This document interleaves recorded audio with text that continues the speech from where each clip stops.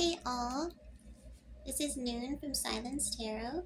I'm starting a new video idea. It's called Storyteller Tarot. So basically I'll just pull a card and then that'll be a catalyst for a story. And okay, the cards are a mess right now, actually. Alright, the first card is the Magician. And we also have the Chariot. And we have the Star.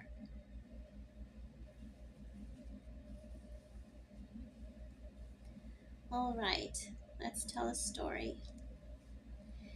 Okay, well, this is a story about rainbows. I remember when I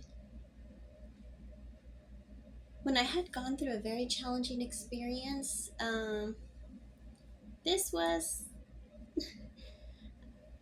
I guess, probably a karmic situation. There was some very, very intense mirroring, and there was like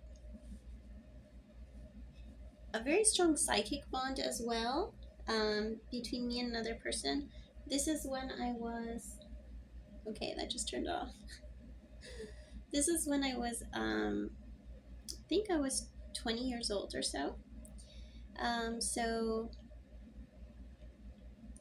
I remember I had actually, I don't know when it happened, but I saw a rainbow. I had met someone new. This was somebody who became very important in my life for many years. So I met someone new and I saw a rainbow, and then I just suddenly felt like, wow, okay, now I can relax. Now things are going to be okay.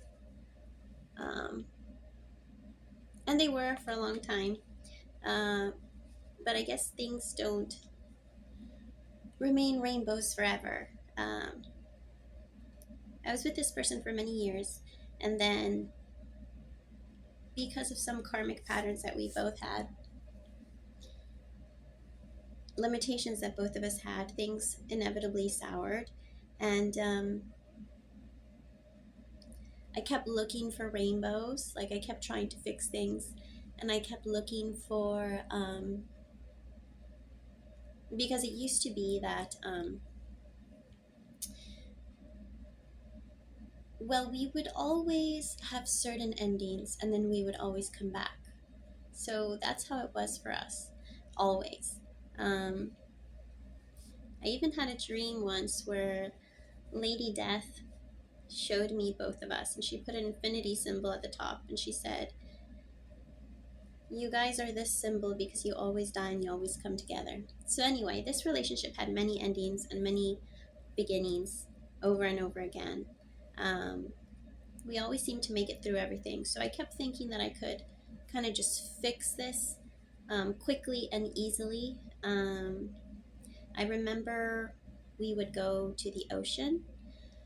And usually whenever we went to the ocean, we would realize how stupid all the obstacles between us were and how nothing they were.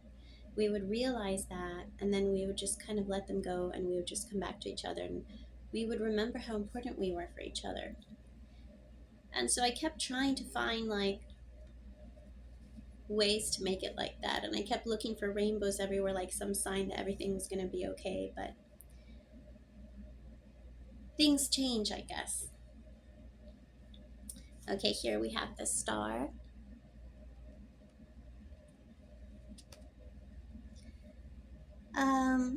I'm seeing sunflowers. This is kind of going to be a kind of twisted story too. But I was in a country where certain brownies are legal, and I had messed up my ankle, and I had never really tried it before, and I accidentally took too much, and I took it for the pain, and I had a really terrible experience where for over 3 days I thought I was going to die. And I felt like I couldn't breathe, and I felt like really thirsty all the time, and I was like just really, really feeling that I was going to die. Um, and then I kind of gave myself hope by having that song by Post Malone, "You're My Sunflower," um, in my head over and over again. So I would just kind of keep thinking of that song and the vibes of that song, and I kind of use that to try and get through that experience. Here we have the panda. So for this story, let's say I see pandas as being about self-love and boundaries. So I think a lot of the eventual issues that I had um, around love were due to a lack of boundaries. Um, so basically, there was a big red flag for me in a certain relationship. And I didn't realize, but I was someone who always chose love and empathy and compassion and understanding. And so I guess I put that person first, being compassionate about what they did and understanding them. And I put that before my pain and before my own healing. And so I kind of pushed my feelings away to help this person because they were going through a very dark time. And so I used that dark time to justify their actions. And I focused on their healing, them feeling better. And I didn't realize that by doing that, I was kind of enabling that person and teaching them this kind of really bad lesson where I was somebody whose feelings could be pushed away in favor of theirs. I was someone whose hurt could be ignored because I ignored it.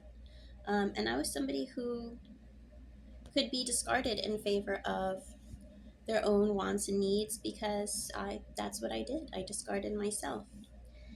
So I think the panda has actually a beautiful meaning because I have finally learned to put up boundaries. So I guess a lot of these stories are somewhat bittersweet. But I think that I'll close this Storyteller Tarot with one more story.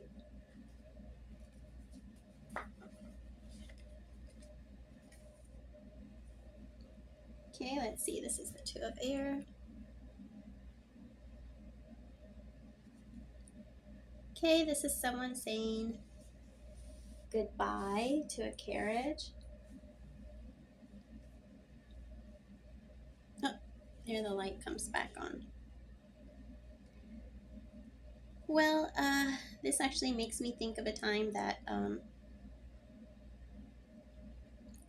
I very sadly was putting myself in competition with someone else um, to earn the love of someone else. And that's really something that you should never do.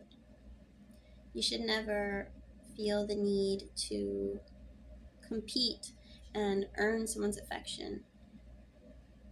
And so, when I was chosen, I thought, ooh, my problems are over now. But putting yourself in a situation where you need to justify um, being chosen and allowing yourself to even be an option instead of having self love and self respect does not mean your problems are over. They are certainly not. And so, yeah, I guess I will. Do we really want to end on that note? That one is a really terrible memory. Okay, let me try one more. Okay, Ace of Air. Okay, well, this is a baby, so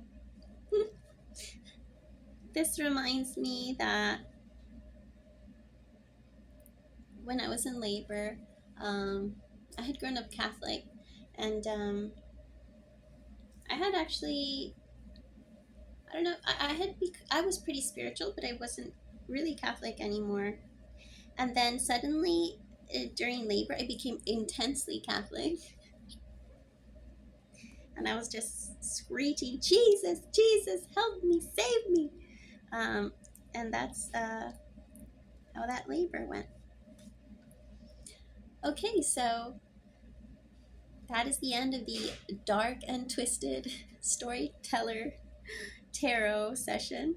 And if anybody likes this, I guess I'll be doing it again. See you next time.